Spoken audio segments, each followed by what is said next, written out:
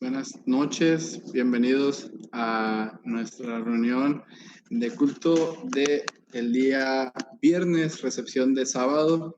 ¿Cómo han estado en esta semana? Yo he estado muy bendecido por la bendición que hemos comenzado a experimentar de nuestras reuniones. Damos gracias a Dios porque Él nos ha acompañado y también nos da la felicidad de podernos reunir con ustedes. Eh, por eso quiero recordarles que todas las mañanas estamos reuniéndonos para tener las 40 madrugadas a través de aquí de Zoom o a través de Facebook, ¿verdad? Para que usted pueda reunirse, pueda por la plataforma que usted mejor lo prefiera. Y hoy, en esta noche, vamos a seguir estudiando las creencias bíblicas que hemos encontrado, hemos estudiado y hemos añorado para que podamos conocer mejor la Biblia. Y esta noche vamos a continuar con una de ellas. Para mí me gusta mucho, me apasiona estudiar las creencias porque nos hablan acerca de cómo desde un principio de quién es Dios, quiénes somos nosotros, cómo nos salva, cómo debemos de vivir y cómo va a ser nuestro final. En esta hora vamos a estudiar la doctrina número 10 que lleva por título La experiencia de la salvación. ¿Cuál es el proceso por el cual somos salvos? ¿Cuál es el proceso por el cual Dios actúa en nosotros? ¿Cómo es ese camino para alcanzar la salvación? Hemos hablado acerca del pecado, qué es, cómo se manifiesta, acerca de lo que hizo Jesús, pero ahora, ¿qué hace Dios en nosotros? Para lo cual voy a invitarles que podamos pedir la bendición de Dios a través de una oración. Les invito a inclinar su rostro para orar. Querido Dios y Padre eterno, gracias Señor, porque estamos ya en el lapso entre el día, la noche, entre el viernes y el sábado. Y gracias Padre porque nos has bendecido con esta semana de trabajo, esta semana de actividades. Queremos rogarte que hoy, al empezar tu día de reposo, podamos estar listo, Señor, para oír tu dulce voz, escuchar tu palabra y encontrar reposo a nuestro corazón. Vamos a estudiar la experiencia de la salvación. Pedimos que te quedes con nosotros, Señor, y nos indiques lo que debemos de saber y lo que debemos de hacer, lo que tú quieres para nosotros. Quédate a nuestro lado, te lo pedimos en el nombre de Jesús. Amén. Bien, como les decía, vamos a estudiar, vamos a leer o hablar acerca de la experiencia de la salvación, la creencia número 10. Creo que hemos avanzado rápido, ¿verdad? En las creencias de los adventistas del séptimo día. La doctrina de la salvación o en este caso la experiencia de la salvación. La pregunta es, si el Espíritu de Dios mora en nuestro corazón, ¿cómo podríamos nosotros mantenernos inactivos? ¿Cómo podríamos permanecer estáticos?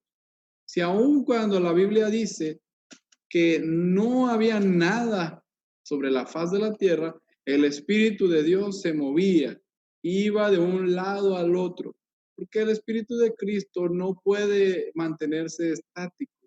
Siempre está produciendo, cambiando, haciendo algo en beneficio nuestro.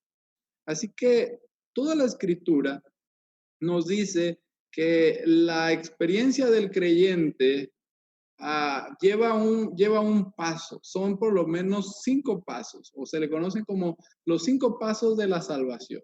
Así le han denominado todos los cristianos, nosotros mismos creemos que hay 5 pasos para la salvación. La primera es la salvación en sí, después la justificación, la santificación, la purificación y la redención. Vamos a ir estudiándolas poco a poco, pero es como una escalera. Es como que vas dando un paso y después ese paso subes otro escalón y es otro paso y va subiendo hasta que al final llegas a la meta que es la vida eterna. Estos pasos se presentan también como en 3 tiempos, ¿verdad? En pasado, es decir, que ya se han cumplido; en presente, que estamos cumpliendo o que se están cumpliendo en nuestra vida en este momento; y que se van a cumplir en el futuro. Entonces, dicho de esta forma, de una forma clara, el proceso de la salvación son muchos pasos que el cristiano, o 5 pasos que el cristiano debe de vivir. La primera está en el pasado, es decir, ya se viven; otras ya las estamos viviendo, y hay otras más que estarán viviéndose al final del tiempo.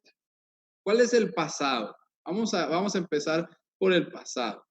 El pasado es que no basta que nosotros tengamos un conocimiento de los hechos factual acerca de Dios, de su amor y de su benevolencia, sino que nosotros debemos de tener un conocimiento o una experiencia de llegar a conocer la profundidad de Dios. Es decir, Dios espera que nosotros lo conozcamos no solo por lo que Él hace. O sea, la gente a veces dice, yo conozco a Dios, que Dios es amor, que Dios es bueno, pero eso no es conocer a Dios. Debemos de tener un conocimiento más profundo de Dios, un conocimiento más profundo de la salvación que Él nos ofrece. Entonces, en el pasado, o por lo menos hoy nosotros, si hemos entregado nuestra vida a Dios, podemos ver que hay algunas cosas que ya hemos hecho. El primero es que ya hemos hecho un arrepentimiento, es decir, conocimos a Dios y nos arrepentimos de la vida y los caminos que llevamos. Y dijimos, este no puede ser mi hogar, como dice el canto, este no puede ser mi camino. Por lo cual, voy a arrepentirme, voy a cambiar de dirección. De paso, la palabra arrepentimiento literalmente significa cambiar de dirección. Y voy ahora a confesarle mis pecados a Dios. Cuando yo confieso mis pecados a Dios, dice la Biblia, que soy perdonado en el mismo acto de la confesión. Y cuando soy perdonado, viene la justificación y la santificación. ¿Qué significa justificación y santificación? Ahorita lo vamos a ver. El arrepentimiento. El arrepentimiento, dice la Biblia, que debe producir y produce un cambio radical en nuestra actitud hacia Dios y hacia el pecado. Ahora, noten esta frase. No es que se produzca o que dejemos de pecar. No es que el ser humano llega a ser perfecto cuando se arrepiente, sino que se produce un cambio de actitud hacia Dios. ¿En qué forma?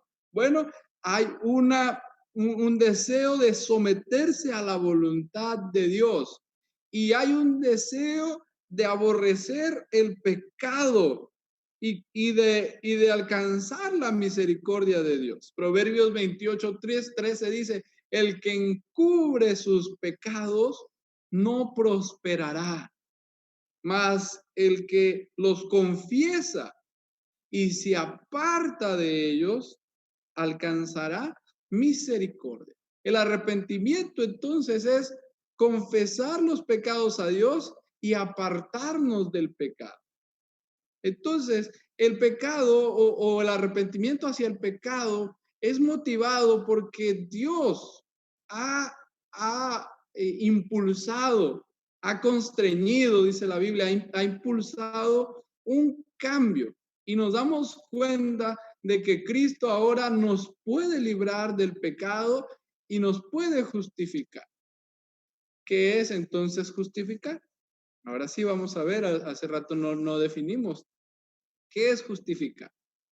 Cuando nosotros lo usamos en la Biblia o es puesto en la teología, significa cuando Dios declara justo a un pecador que en realidad es un pecador penitente, es decir, que pide perdón a Dios. Eso significa penitente.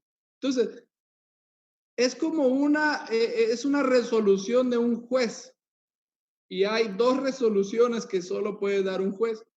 Puede condenar o puede declarar justo y bueno a alguien y liberarlo de la condena o de la paga de un mal. Entonces, cuando Dios nos justifica es que nos declara justos, pero no nos declara justos porque nosotros seamos obedientes, sino nos declara porque Cristo fue obediente. ¿Cómo sucede o cómo surge esto? Bueno, es que la justicia es imputada. Es decir, y lo traduzco porque a mí siempre esas frases teológicas no me gustan y me confunden. Haz de cuenta que agarran la justicia de Jesús y te la colocan en tu expediente. Agarran el expediente de Cristo, lo sacan el tuyo, lo echan a la basura y ponen en tu expediente donde están las pruebas que te acusan y te hacen culpable, las echan a la basura, que es un basurero en el fondo del mar, según la Biblia de Miqueas, y entonces en ese expediente ahora están los documentos de la vida de Cristo. Se nos pone su justicia. Y cuando el gran juez se siente y diga, a ver, voy a checar el nombre y voy a decir, Jonathan Acosta, pero este se arrepintió, fue un pecador, pero se arrepintió y buscó a Dios, confesó sus pecados. Aquí está, que fue perfecto y que es justo. Y van a decir muchos, pero es que este no es justo, no era perfecto, no era bueno. Sí, pero aquí estoy leyendo el expediente de la justicia de Cristo que se le puso, se le imputó, le fue imputado el expediente de Cristo. Y es lo que sucede con nosotros.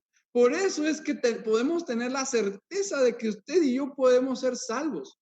No porque nosotros seamos justos o buenos, sino porque hemos recibido la justicia de Cristo. Hemos recibido la justicia en nuestra vida de Cristo Jesús.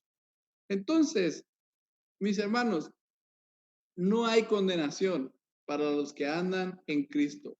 No hay temor. Usted no debe de tener temor de que se va a perder o de que se va a salvar, porque Cristo Jesús ocupa su lugar y la justicia de Cristo ocupa la vida de usted y entonces dice este hombre está justificado, esta mujer está justificada. Qué bonito, ¿verdad? Qué hermoso es que Cristo nos da lo que no merecemos. Cristo nos da la justicia mediante Jesús. Por eso dice la Biblia en 2 de Corintios 5:21, que nosotros somos justificados. Déjame, lo voy a leer aquí rápidamente en mi Biblia. Dice, al que no conoció pecado, por nosotros lo hizo pecado para que nosotros seamos justicia de Dios en él. ¿Cuál es el resultado de que Dios hace eso? Pues hay resultados muy bonitos. Lo primero es que usted comienza un proceso, o va a comenzar un proceso que ahora va a estar en el presente, que se llama la santificación. ¿Qué es la santificación? Pues es el proceso donde usted comienza a hacerse idóneo para estar en el cielo. Porque usted ahora es adoptado en la familia de Dios. El pecado lo había sacado, lo había retirado de la presencia de Dios, pero ahora Dios lo adoptó, es decir, lo volvió a ser suyo y empieza a ser adoptado en la familia de Dios. También podemos tener la seguridad de la salvación porque no depende de nosotros, no depende de usted, depende de lo que Cristo hizo. Y eso ya está asegurado, hermanos. Ya no hay temor porque Cristo ya venció y ya ganó. Y usted puede tener una vida victoriosa y sobre todo, lo más maravilloso para mí es que podemos aspirar a tener el don de la vida eterna cuando Cristo venga. El resultado entonces del verdadero arrepentimiento y de la justificación conducen a que nosotros empecemos la santificación. Es decir, la santificación comienza junto con la justificación. Se nos da un espíritu de adopción y se nos da una nueva vida. Bueno, esto ya lo dijimos un poquito. Por eso la Biblia dice, en 2 Corintios 5:17, de modo que si alguno está en Cristo, nueva criatura es. Las cosas viejas pasaron y aquí todo es hecho nuevo. Es decir, cuando nosotros aceptamos a Cristo y le damos nuestra vida a Él, nos arrepentimos de nuestros pecados, confesamos nuestros pecados delante de Dios, todo es hecho nuevo. Todo se acaba, hermanos. Yo no sé por qué somos a veces tan incrédulos de las promesas de Dios y vivimos en el pasado, en las cosas malas que hicimos. Cuando Dios dice, eso ya pasó, olvídate, yo hago todo nuevo y hay seguridad de la salvación a ti. Por eso, esto es en el presente, la seguridad de la salvación y de que Jesús te ha hecho nueva criatura.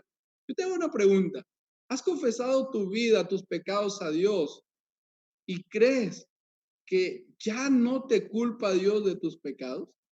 Porque hay mucha gente que se sigue culpando de sus pecados y sigue diciendo, ¿será que Dios me habrá perdonado? ¿Eres una nueva criatura? ¿Te sientes una nueva criatura? Si no es así, pídele a Dios que te dé la seguridad de tu salvación. No como una seguridad de decir, bueno, ya no necesito, ya me salvé, sino como la seguridad de su perdón, la seguridad de su renovación, de que Él te perdona por completo. El cambio entonces interior comienza a producirse en el ser humano. Y no es que alcancemos a ser totalmente perfectos, porque dice 1 Corintios que será hasta la segunda venida cuando entonces se complete ese momento, pero comienza un cambio porque el Espíritu Santo empieza a hacer una obra en nosotros. Y dice la Biblia que la misma naturaleza de Cristo comienza a vivir en nosotros. Por eso dice, para que seáis capaces de vivir la plenitud de la deidad en ti, para que Cristo more en vosotros. ¿O no sabéis que el Espíritu Santo mora en vosotros? Dice la Escritura. ¿No sabéis que Cristo está en ustedes? Cristo comienza a vivir en nosotros y si tú dejas que Cristo viva en tu vida y en tu corazón, vas a notar un cambio interior aún sin hacer nada, porque empezamos a vivir empezamos a participar de la naturaleza divina. Y es entonces cuando nosotros dejamos que Cristo empiece a vivir en nosotros, es cuando nosotros empezamos a cambiar. Ahora, la santificación es un proceso dinámico, es un proceso que va cambiando, es un proceso que va llevando poco a poco, y que no es igual en todos los seres humanos. No pasa de la misma velocidad. Eso depende, ¿de qué depende nuestro crecimiento y nuestra santificación? Bueno, pues depende de la oración, de los métodos de oración. ¿Cuánto tiempo pasamos platicando y orando con Dios, pidiendo su dirección, pidiendo que Él nos guíe, pidiendo que Él esté a nuestro lado y nos ayude a tomar buenas decisiones? ¿Cuánto tiempo buscamos escudriñando su palabra para poder saber lo que está escrito en ella? ¿Cuánto tiempo pasamos? Nosotros crecemos y somos santificados cuando nos mantenemos constantemente en comunión. Yo no sé si a usted le ha pasado que cuando hay una campaña de evangelismo y usted dice, voy a ir los 7 días de la semana y no me los voy a perder. Y incluso se dice, vamos a orar toda la semana en las mañanas y vamos a hacer algo diferente. incluso hasta acompaña al pastor o a alguien a visitar. Yo no sé si a usted le ha pasado que se siente diferente, como que se siente más, hasta más consagrado, hasta más bueno, se siente lleno. Y entonces cuando se termina dice que vuelvan a traer a ese pastor, porque ese pastor era poderoso y porque cuando él vino, no, hermano, no era el pastor. Es que usted dedicó toda la semana a las cosas de Dios y dedicó en la mañana a orar y en la noche a escuchar la palabra y a hacer su obra. Y eso le dio una transformación que si le siguiera toda su vida, hermanos, como Enoch se iría caminando derechito al cielo con Dios. Es la verdad. Eso es lo que pasó. Enoch jamás dejó de tener esa comunión con Dios, de tal forma que Dios se lo llevó al cielo, dice la Biblia. Por eso es que hacemos tanto énfasis e invitamos a desmañanarse. Yo sé que para algunos es difícil, que para otros es complicado, pero hay que hacer esfuerzos por estar en constante comunión con Dios, porque es la única forma en la cual podemos crecer y progresar en la santificación de nuestra vida, porque es Dios quien la produce. Si usted está en contacto con Dios, Dios va a orar. Si usted no va, Dios no va a hacer nada. Dios no va a hacer nada. Le va a pasar como cuando yo compré mi primer carrito, ¿verdad? Un carrito gris, 2 puertas, 99. Y un día, pues, alguien le quebró una partecita de atrás. Yo me di cuenta, entonces, muy apenado, llegó esta persona y me lo pagó. Pero ustedes saben, ¿verdad? Pues me lo gasté el dinero y nunca lo fui a arreglar. Y fui con un hermano de la iglesia que era carrocero y me dijo, bueno, es tanto. Y bueno, le dije, yo vengo en una semana. Me lo encontraba después en la iglesia y me decía, ¿cuándo vas a ir? Y yo le decía, luego, ya tengo el dinero, pues vaya, lo hago rápido, es un detallito. Era una cosita así chiquita, de una vista. ¿Y cuándo vas a ir? ¿Y cuándo vas a ir?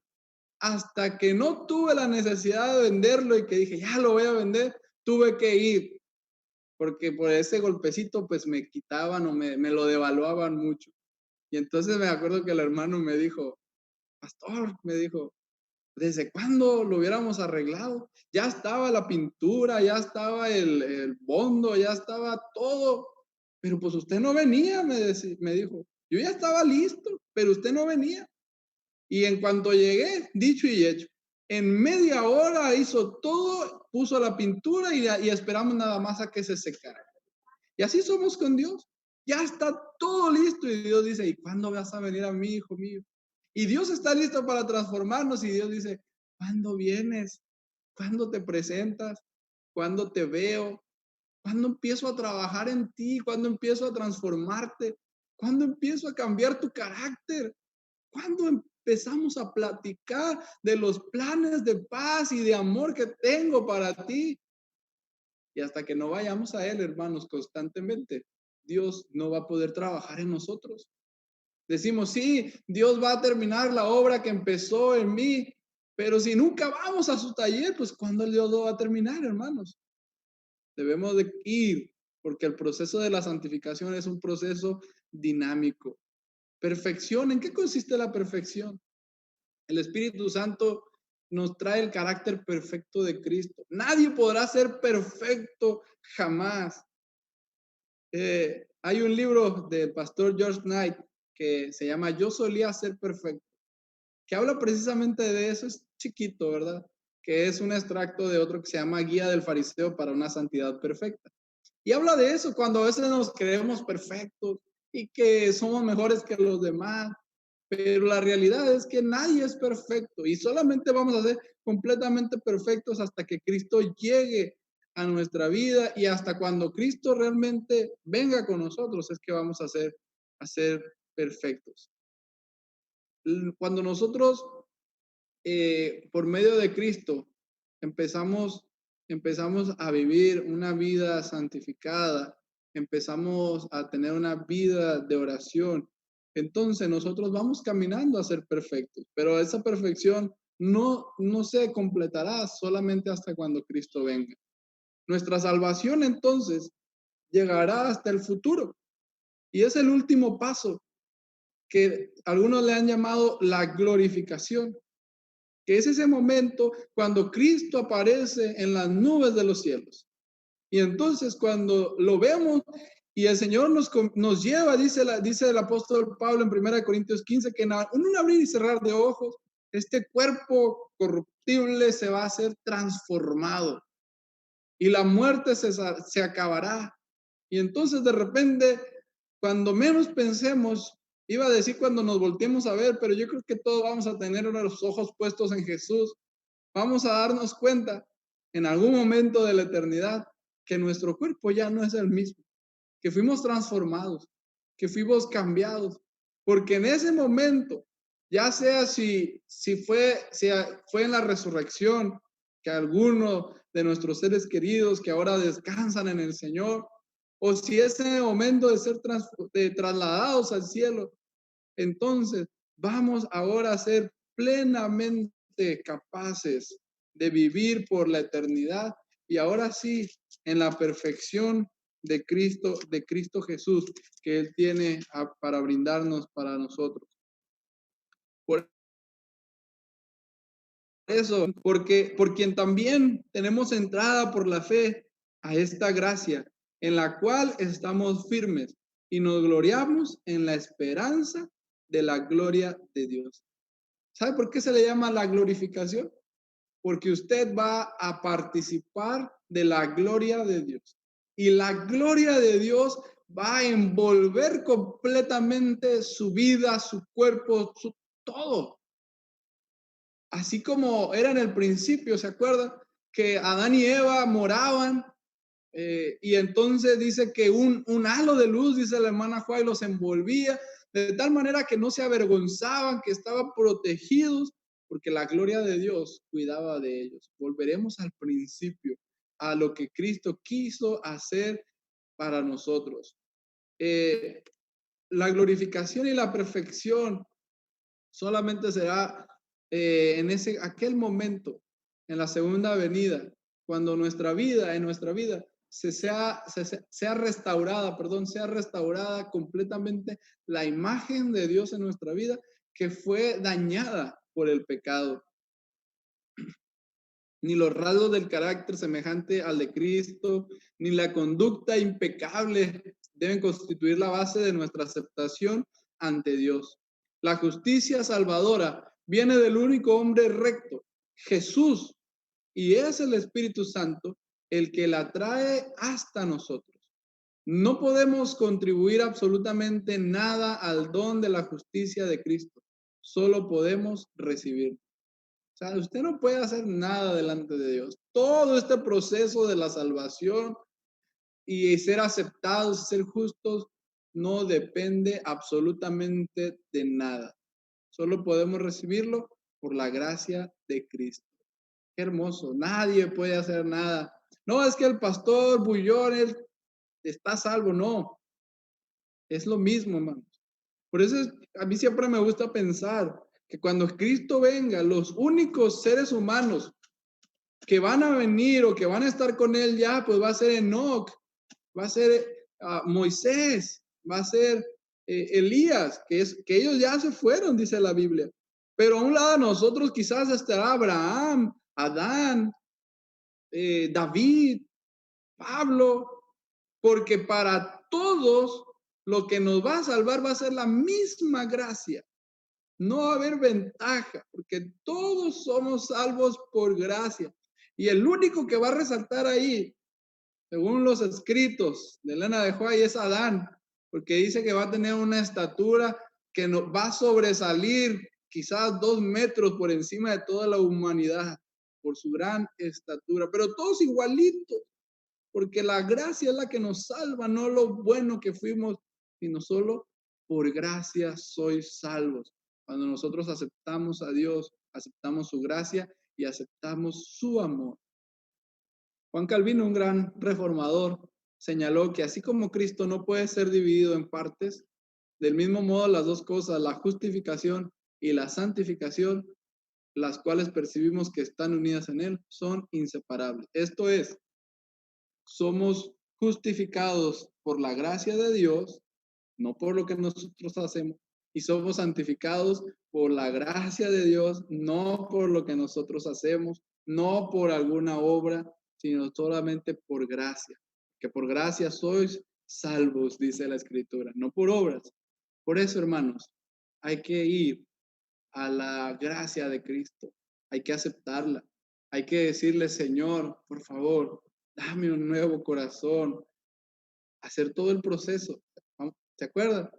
El arrepentimiento, arrepentirnos de nuestros pecados, confesar nuestros pecados, la justificación, ¿verdad? Cuando los confesamos, la justicia de Cristo se nos pone a nosotros. Y después comenzamos el cuarto paso, que es la santificación. Comenzamos a vivir una vida santa, dice la palabra, una vida como la que Cristo quiere. Y estamos a punto de llegar a la quinta y última, cuando Cristo aparezca en gloria y nuestra salvación sea ahora sí consumida. Este es nuestro Dios, ¿se acuerdan? Y Él nos salvará. Que Dios nos salve, que Dios nos ayude y que Él termine su obra. Que vayamos adelante de Él, a sus manos, para que Él nos ayude y termine su obra. Y así estemos listos para su pronta venida. ¿Qué les parece si oramos para concluir nuestro culto de esta noche? Bendito Dios y Padre eterno, gracias Señor por la bondad que tienes con nosotros, porque nos amas Señor a pesar de que somos pecadores. Estamos arrepentidos Señor, porque sin duda hemos cometido pecado, hemos hecho cosas que te desagradan. Delante de ti confesamos Padre que somos egoístas, somos pecaminosos, somos Señor impíos, pero Padre, pon la justicia y la gracia de Cristo en nuestras vidas y no veas nuestra vida, sino ve la vida de Cristo perfecta y santa, para que perdones nuestros pecados, Señor, y comiences a hacernos santos, como tú deseas, a preparar nuestra vida para cuando tú vengas muy pronto y entremos a tu gloria, a la glorificación de nuestros cuerpos, Señor. Padre, queremos que este proceso ya se termine, porque sabemos que terminará, está entrando a la patria celestial de tu mano, Señor. Ven pronto, Señor Jesús, pero ven ahora a nuestro corazón y prepara nuestra vida para encontrarnos contigo. Que así sea, Señor. Ven, Jesús. En el nombre de Jesús oramos. Amén. Que Dios les bendiga, hermanos. Que pasemos un feliz sábado y que podamos estar siempre en ese camino de la salvación. Dios les bendiga.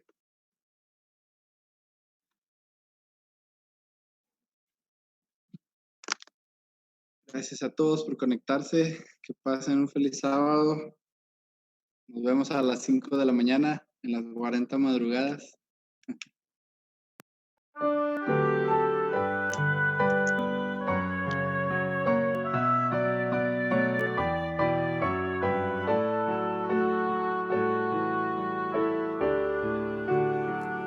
No tengo dudas de quién es Jesús, ya no me engañará el tentador. Él es mi Salvador, mi amigo fiel, me guía siempre con su amor. Él es mi Salvador,